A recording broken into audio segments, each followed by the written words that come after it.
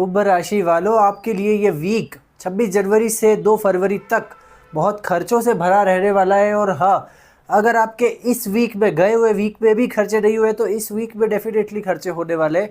हम ये देख लेते हैं और इसका क्या पॉसिबल उपाय हो सकता है, क्या रेमेडी कर सकते हैं जिससे आपके ये खर्चे थोड़े मिनिमाइज हो जाए या सही जगह आपका पैसा इन्वेस्ट हो जाए। वो सभी चीज़ों को हम देखते हैं इस वीडियो में। देखिए, आपके 4 ग्रह 12वें भाव में स्थित है, यानी कि ये एक ऐसी पोजीशन है कि यहाँ पर आपके देखिए, एक तो तृतीय भाव का स्वामी और 10वें भाव का स्वामी भी 12वें भाव में, मतलब कहीं ना कहीं इस पीरियड में आपको फॉरेन लैंड से रिलेटेड काम मिल सकता है। अगर ऐसा नहीं हो रहा है तो आपका खुद के स्टेटस को बिल्ड करने के लिए भी खर्चा हो सकता है, यानी कि एडवर्टाइजिंग के ऊपर भी आप खर्चा कर रहे होंगे इस पीरियड में। और बुध जिस भाव का स्वामी है, देखिए यहाँ पे पंचम भाव का स्वामी और अष्टम भाव का स्वामी भी अगेन 12वें भाव में जा रहा है, मतलब अपने एंटरटेनमेंट के लिए या अपने बच्चों के लिए भी आप इस पीरियड में खर्चा कर रहे होंगे। साथ ही शुक्रदेव जो कि चतुर्थ भाव का स्वामी है और 9वें भाव का स्वामी भी है, यहाँ पे वृषभ राशि और तुला राशि लग रही है, तो ये भी 12वें भाव में जा रहे हैं। पर अब देखिए, इन सभी ग्रहों में सबसे ज़्यादा इम्पोर्टेंट ग्रह जो है यहाँ पर शुक्रदेव आ रहे हैं, क्योंकि शुक्रदेव कहीं ना कहीं जो है एक भोग विलासिता का कारक है। कहीं ना कहीं यहाँ पर ये एक प्लेजरेबल सिचुएशन को दिखाते हैं कि शुक्र 12वें में जब भी जाता है वो उच्चस्थ स्थिति होती है।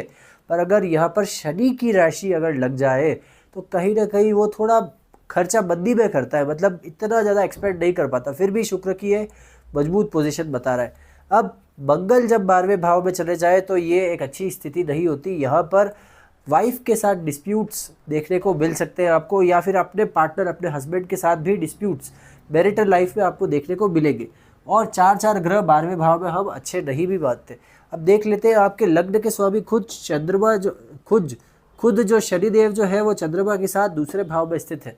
अब ये लगन स्वामी अपने आप में एक चीज़ दर्शा रहा है कि देखिए, यहाँ पर आप जो है ये चाह रहे हैं कि बहुत ज़्यादा पैसा हम फैमिली वेल्थ को इकट्ठा कर पाए, हम कहीं ना कहीं अपनी ऐसी चीज़ें, ऐसे काम कर पाए कि हमारा पैसा बना रहे, हमारा धन बना रहे।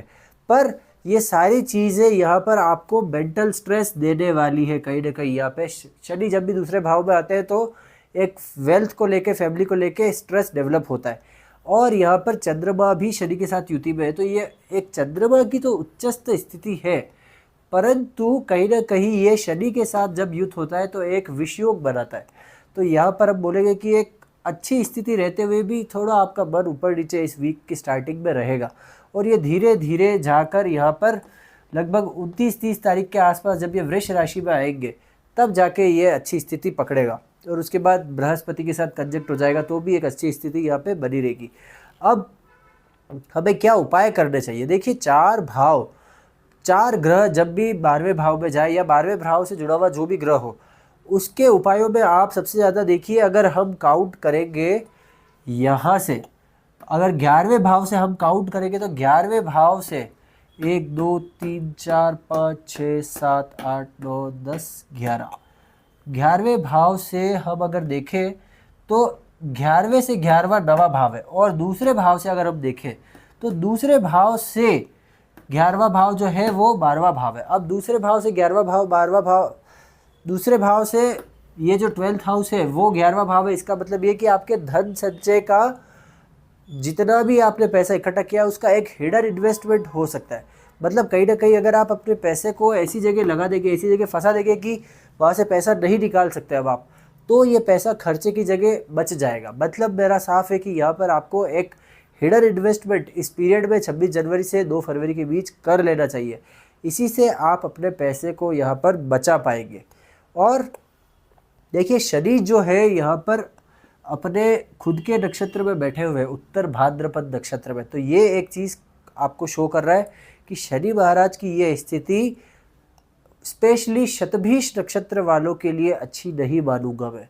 और शनि महाराज की ये स्थिति जो है यहाँ पर कुछ लोगों के लिए पर्टिकुलरली अच्छी नहीं रहेगी, और जिन लोगों की 7.5 चल रही है उन्हें भी यहाँ पर इस शनि का कुछ उपाय करना चाहिए। तो 2 उपाय यहाँ पर बनेंगे आपके, कि एक तो शनि महाराज से रिलेटेड और एक ये 12th हाउस से रिलेटेड आपका उपाय रहेगा। अब मंगल देव श्रवण नक्षत्र में गोचर कर रहे हैं 29 जनवरी को। ये भी एक क्लियर इंडिकेशन है कि कहीं ना कहीं आप जो है श्रवण नक्षत्र चंद्रमा का नक्षत्र है और यहाँ पे मंगल देव बैठ गए, मतलब आप एक इमोशनल खर्चा करने वाले हैं।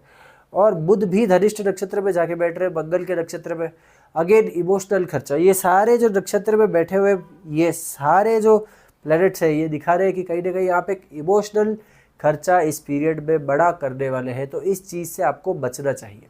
अगर आपको ये वीडियो अच्छा लगा हो तो इसे लाइक करें, चैनल को सब्सक्राइब करें, अपने दोस्तों के साथ शेयर करें। नमस्कार।